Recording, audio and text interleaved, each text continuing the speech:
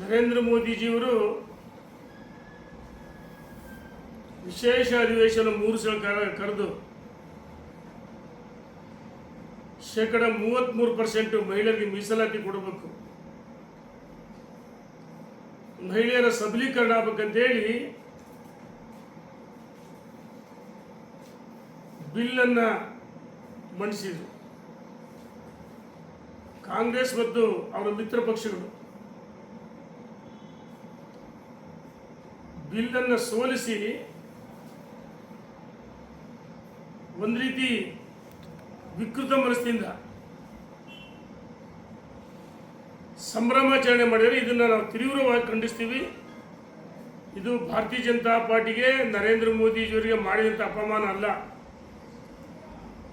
ಭಾರತ ಮಾತೆಗೆ ಮಾಡಿದಂಥ ಅಪಮಾನ. ಇದನ್ನು ತೀವ್ರವಾಗಿ ಖಂಡಿಸ್ತೀವಿ.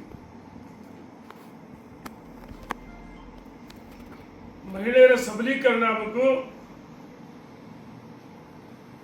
ಮಹಿಳೆಯರ ಮೇಲೆ ಇರ್ತಕ್ಕಂಥ ದೌರ್ಜನ್ಯಗಳು, ಭ್ರೂಣ ಹತ್ಯೆ, ಇದನ್ನ ವಿಧಾನಸಭೆ ಮತ್ತು ಲೋಕಸಭೆ ಹೆಚ್ಚು ಮಹಿಳಾ ಸದಸ್ಯರಿದ್ರೆ ಚರ್ಚೆ ಮಾಡೋಕ್ಕೆ ಒಂದು ಉತ್ತಮವಾದ ವೇದಿಕೆ. ಲೋಕಸಭೆ, ವಿಧಾನಸಭೆ, ರಾಜ್ಯಸಭೆ, ವಿಧಾನ ಪರಿಷತ್ ಎಲ್ಲ ಒಂದು ಕಡೆ ಕಾಂಗ್ರೆಸ್ನವರು ಮತ್ತು ಮಿತ್ರ ಪಕ್ಷಗಳು ವಿಕೃತ ಮನಸ್ಸವರಿಗೆ ಸೋಲಿಸಿದ್ದೆ ದೊಡ್ಡ ಒಂದು ಸಂಭ್ರಮಾಚರಣೆ ಮಾಡ್ತಾರೆ. ಅಂದರೆ ದೇಶದ ನಾರಿ ಶಕ್ತಿ ಕಾಂಗ್ರೆಸ್ಗೆ ಅದರ ಮಿತ್ರ ಪಕ್ಷಗಳಿಗೆ ಈಗ ಪಶ್ಚಿಮ ಬಂಗಾಳ ಮತ್ತು ತಮಿಳುನಾಡು ಚುನಾವಣೆ ಇದೆ, ಇವರಿಗೆ ತಕ್ಕ ಪಾಠ ಕಲಿಸ್ತಾರೆ ಅಂತ ಹೇಳಿ ಎಚ್ಚರಿಕೆಯನ್ನ ಕೊಡ್ತಾ ಇದ್ದೀವಿ.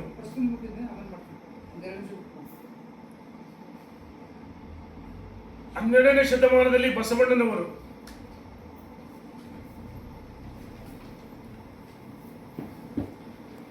ಮಹಿಳೆಯರಿಗೆ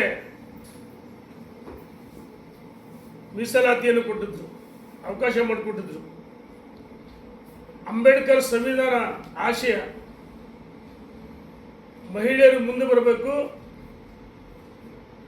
ಅಂಬೇಡ್ಕರ್ ಅವರು ಹೇಳಿದರು.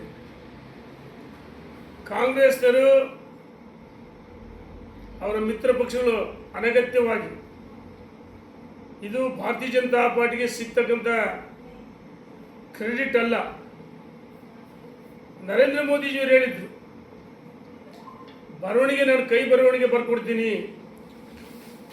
ಇದನ್ನ ಎಲ್ಲ ಪಕ್ಷಗಳಿಗೆ ಪಕ್ಷಾತೀತವಾಗಿ ಬಿಲ್ಲಿಗೆ ಚರ್ಚೆ ಮಾಡಿ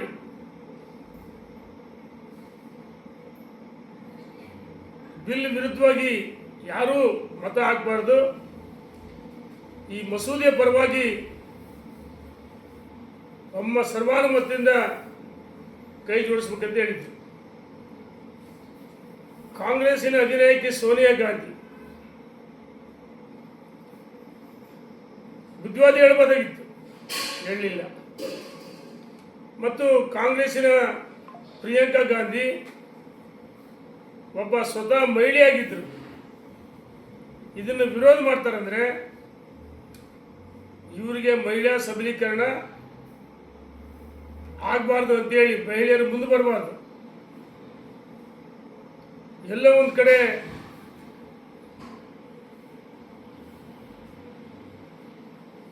ಅನಗತ್ಯವಾಗಿ ಗೊಂದಲವನ್ನು ಸೃಷ್ಟಿ ಮಾಡಿ ಇದರ ವಿರುದ್ಧವಾಗಿ ಮತ ಹಾಕಿದರೆ ಸುಮಾರು 75 ಕೋಟಿ ಮಹಿಳೆಯರ ದೇಶದಲ್ಲಿ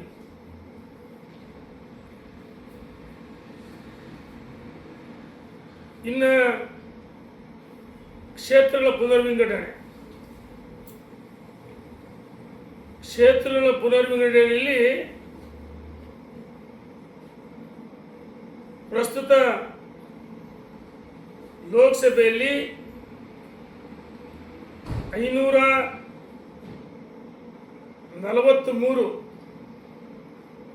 ಸ್ಥಾನಗಳಿವೆ. ಪುನರ್ವಿಂಗಡಣೆ ಆಗಿದ್ರೆ ಏನು ಮಹಿಳೆಯರಿಗೆ ಮೀಸಲಾತಿ ಸಿಗ್ತಾ ಇತ್ತು 33%, 850 ಸ್ಥಾನಗಳು ಲಭಿಸ್ತಾ ಇದ್ದು. ವಿಧಾನಸಭೆ ನಮ್ಮ ಕರ್ನಾಟಕ 224 ಇದ್ರೆ 100ಕ್ಕೆ ಹೆಚ್ಚು ಸ್ಥಾನಗಳು ಸಿಗ್ತಾ ಇದ್ದು.